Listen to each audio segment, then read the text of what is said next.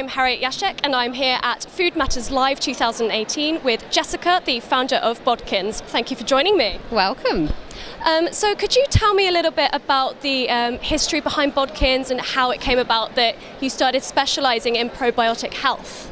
Well, basically my son had quite a lot of issues with his guts. He'd been prescribed a lot of antibiotics and they were causing him to have some gut problems. So I was desperately trying to find foods that were rich in probiotics that could support his gut health. So I did a bit of investigation, and I know there are things like kefir and kombucha, but fermented vegetables came up quite a lot. So I started making stuff for him, and that's really how it came about, because I was making fermented vegetables for him, and then my daughter was starting to eat them, and then my family, and then my friends, and then gradually I've been selling them at farmers markets and things like that. So that's how Bodkins came about, really. Could you tell me a little bit about the salt content? Because I know some consumers might be a bit concerned about that.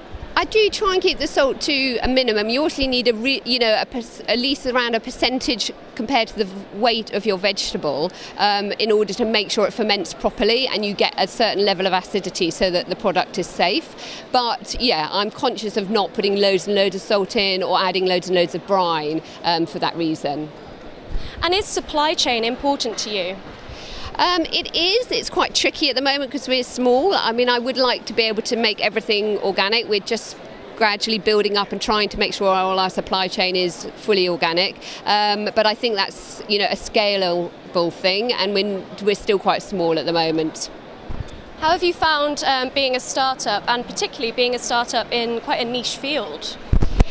It is maybe quite niche, but what surprised me actually getting out to farmers markets is how many people talk about their gut health now. And I think it's much more prevalent, much more common. People are much more knowledge about it. There's lots more in the media. So actually I end up having quite a lot of conversations about good gut health and the importance of probiotics, which is good and surprising.